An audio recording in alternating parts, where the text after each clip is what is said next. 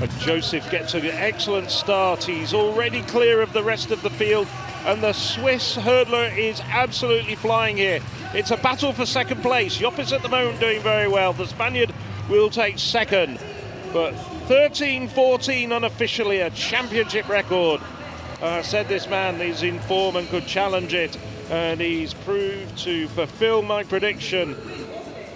Once he got away, he just had the flow, he had the rhythm, and there was absolutely no chance of catching him. So there's the results of the men's hurdles, and confirmed the third championship record of this Division 1 contest.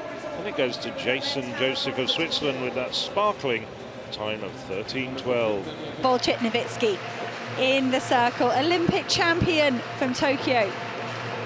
Silver medalist from the World Championships last summer. He will go to Budapest again to try and get on a global podium. But this, his last chuck of the competition, and that's a good one. Right out on the 80-metre mark again. 79.61 is best in the third round.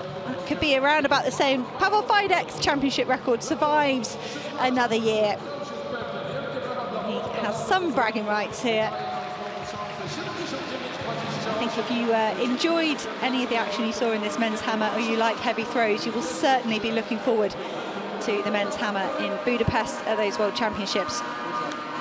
Wojciech Nowitzki, the world lead, vying for his first global title there outside of the Olympics. He leaves here as champion of the European teams and will take maximum points for Poland. Over 4 metres, his margin of victory. Thomas Mardal of Norway in second. Michael Anastasakis of Greece. Valuable points for him and his team. So after 14 events, and that also includes the hammer, it's Italy leading the way with 161 points, 7.5 points ahead of Great Britain. And then Poland back in third, 10 points in arrears of the Swiss. It's as you were at the bottom. Turkey, Czech Republic and Greece, with Belgium just 1 point outside of the relegation zone. Set. Now the athletes are away, and Skrzydłowska got an even better start that time. Bapte and Visser, though, neck and neck, right with her. Three-way battle, but Skrzydłowska just at the last found an excellent final gear to win in 12.77. So she's come here once again to the Stadion Saski. Another dose of maximum points, and 2/10 faster as well than she was 2 years ago. What an athlete. Could have forgiven her at this point for being overawed by the occasion. She's here in front of a home crowd. She's not had very many outdoor races, and this race meant a lot to her. She was talking in the press conference. This was very important to come and perform well for her nation, for herself, and to be able to deliver under that intense pressure. That's super impressive, and I think her season is just going to go from strength to strength from this point out. I have a serious injury on my hamstring. I'm running off my maximum speed for a month and a half. So I guess my shape is really good at the moment, and I still won European Team Championships. Yeah, that was the plan. I won 60 points for the team. I'm really happy. And actually, I didn't know that this is lead of under 23, but I think Ditaji was 78 before me. Now I remember. But yeah, this is great, and I won on my home soil, so I'm really happy about that. Skrzydłowska ahead of Visser and Bapte. Fairly clear top three ahead of Rita Hurske, who we thought might well feature within it for Finland. Tiadis Tentoglu has got maximum points for Greece. 808. Can he improve on that? The spotlight solely on him.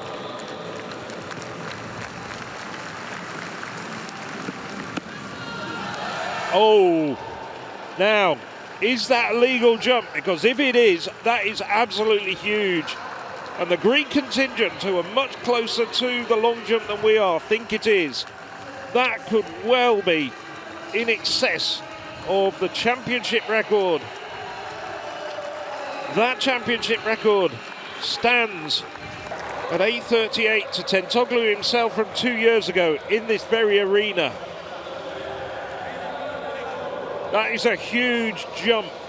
8.34, just shy of his championship record, but nevertheless a European outdoor lead for Mateusz Tentoglu, and that's a jump that will be heard around the world. That'll certainly make its mark, and they've captured the imagination of all those American jumpers and the Chinese jumpers who think that they might just be able to beat him when they get to Budapest, because Tentoglu really is on fine form. I think my season is going great. The training never stops. I'm still not in a position to jump very big jumps, but today with this jump 8.34 with minus 1.3 negative wind, I'm very happy. It's going even better than I expected. So in like 60 days, I don't know how many days is the World Championships, I will be even more ready. It's way too far. It's too soon now for me. Some people actually are performing better in these competitions because of the team spirit. I think I can say that to myself, for me as well, because that was very good today. I am proud of myself, you know. There's confirmation of the results with that terrific last jump of the competition. He won the jump, he won the long jump, the very first jump with 8.08 and clinched it with 8.34. And once again, disappointment for the French though. Tom Campana, no mark for the Frenchman.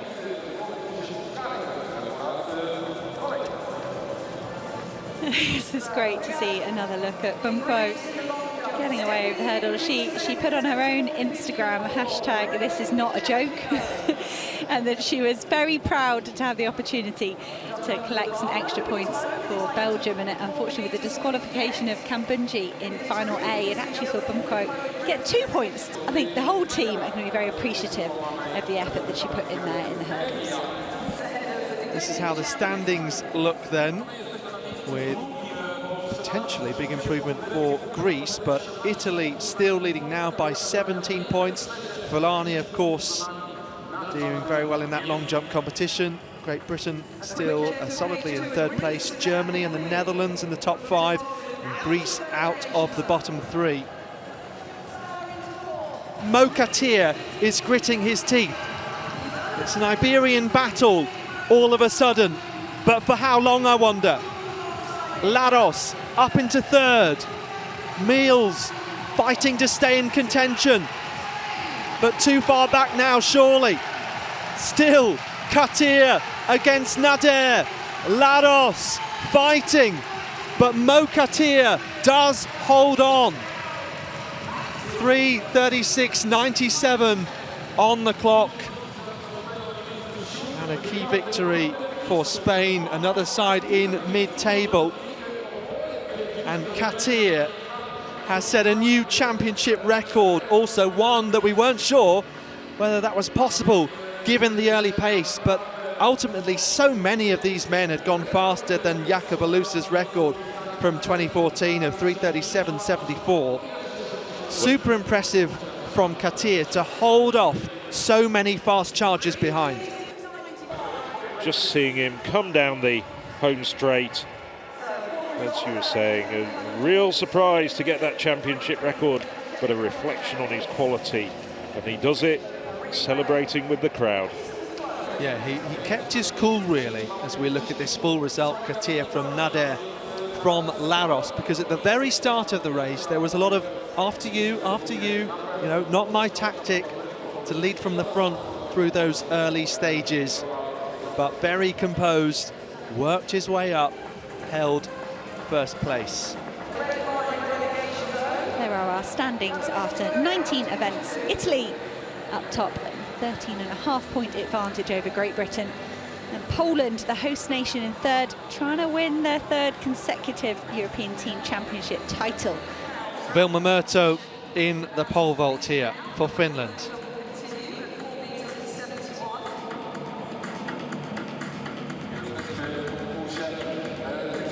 So looks up as she is about to attempt this new height of 4.71. plants the pole, up she goes and well over. And great cheers from the Finnish contingent. So 1 centimetre higher than Tina Schutai managed to win the second division. And 4 centimetres off the championship record.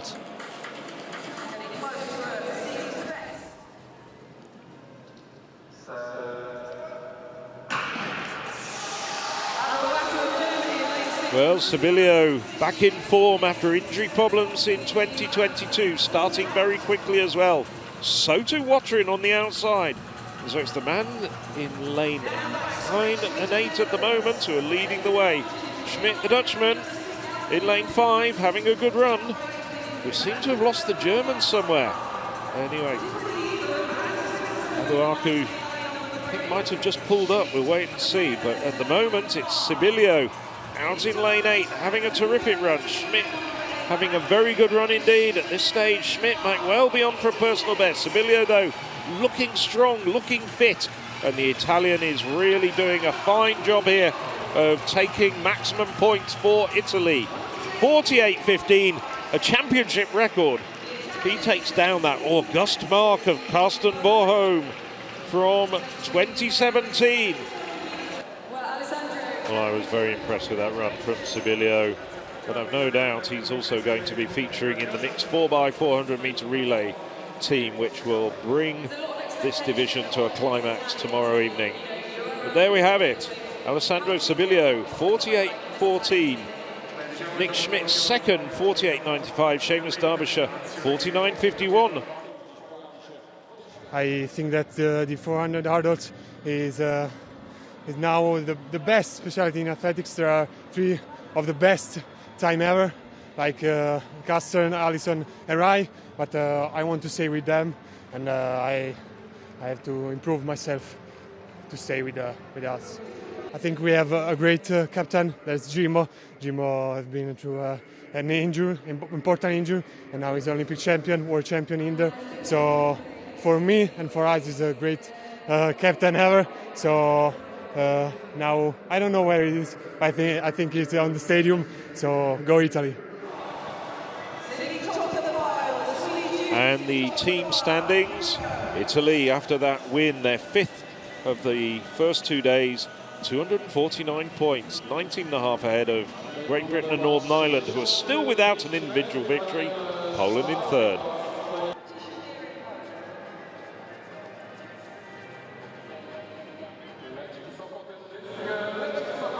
And that takes the lead rather comfortably. Drops down at around 67 metres for Daniel Stuhl.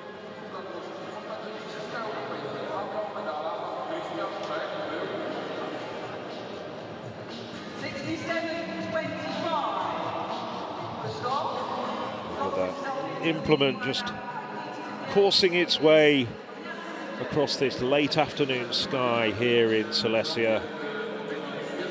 67.25. Daniel Stuhl winning 67.27. Janssen 64.09. And Robert Urbanek for the host Poland 61.97. So there we are, 22 of 37 events finished. We've concluded that men's discus, which I think is included in those standings. We've got the women's triple and 2 4x1 relays to go. Italy up top from Great Britain and Poland. And down the bottom, Norway just keeping themselves out of the relegation zone. Greece, Belgium and Turkey down there. But if anything dramatic can happen, it is the relays that often brings that drama.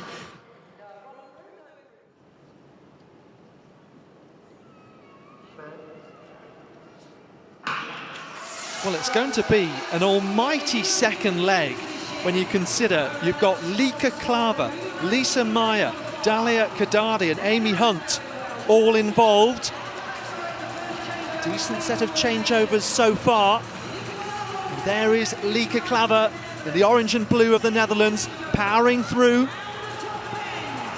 She gets the baton over to the very experienced Jamile Samuel. Just leading Germany here. Netherlands good final changeover. Look at this margin that Eva Svoboda has to try and chase down now. The Netherlands come through so strongly in 42.62 seconds. And Italy well back. Didn't get the second changeover, Italy. It just didn't happen. That was textbook off the Netherlands. Now let's look at this second changeover between Kadri and Bongiorni. Bongiorni comes to a standstill. The baton goes flying. They don't know where it is. But nothing is stopping the Netherlands at this stage, and it's really just a battle for second place between Poland and Germany. That is really slick stuff from the Dutch. Jamali Samuel to Tassa Gia. Gia powering away, looking very comfortable indeed. And a nice anchor leg from Gia. Poland do start putting some distance between themselves, with the Spaniards coming through for a third. And an excellent last leg from Joel Bestui as well. Well, there's the results of the 4x100 metres, and that takes into account all the teams. We're just looking down though, we're just waiting to see whether the Swedes or indeed the Norwegians were disqualified. No doubt at all it was the Dutch, and indeed both Sweden, Norwegian and Great Britain and Northern Ireland were all disqualified. So only 12 teams taking points.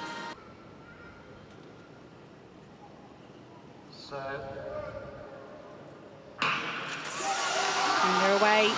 Italy, of course, the reigning Olympic champions, the reigning European champions inside of them. There's not much to choose between those two squads at the moment. The changeovers look good for Britain and for Italy. Ceccarelli with a long second leg, the Italian team using all of his strength and speed. That was a messy changeover, but I think it was within the zone. Great Britain given the lead at the moment. It's a strong run from Germany as Hartmann hands off to Wolf at the same time as Kilty hands to Ramden. Tommy Ramden for Great Britain and Northern Ireland trying to bring it home, but there's pressure from Yannick Wolf. Yannick Wolf is going to get the win. 38-34 for the German quartet. Just a tiny bit ahead of Great Britain and Northern Ireland. It was an inspired finish from Filippo Tortu of Italy. Not enough to take the win. Put themselves up here with the very best in Europe. That was well executed from Germany.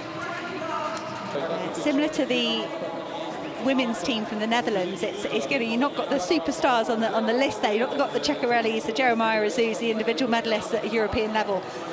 But what they maybe lack in sort of individual stardom, it does not matter in a relay. The Dutch women and the German men showing you that it's all about technique and slick changeovers. So Germany, Great Britain, Northern Ireland, Italy will take the share of the points. And you can see the good run from the French there, and that's pushed them up into fourth place to 38-51. Brilliant run they had there, very slick. It's time to look at the standings as they are after 25 out of 37 events. Italy still leading from Great Britain. Very close though, second and third, and indeed Germany 1 point behind. So that is so nicely poised heading into the final day of the European Athletics Team Championships. Let's have a look at the other end. So Greece are further ahead of the bottom three than they were previously. Czechia were in those bottom spots at one point. Some good results of them. They pulled them out. A couple of injuries meant Belgium have suffered a little. So, yes, 3:25 local time tomorrow. We'll have events including the javelin, both genders to start us off, high jump, 200 metres, finishing with the mixed 4x4. So for myself, Alex Seftel, co-commentators Hannah England and Phil Minchell, thanks very much for joining. Dziękuję, and we'll see you tomorrow.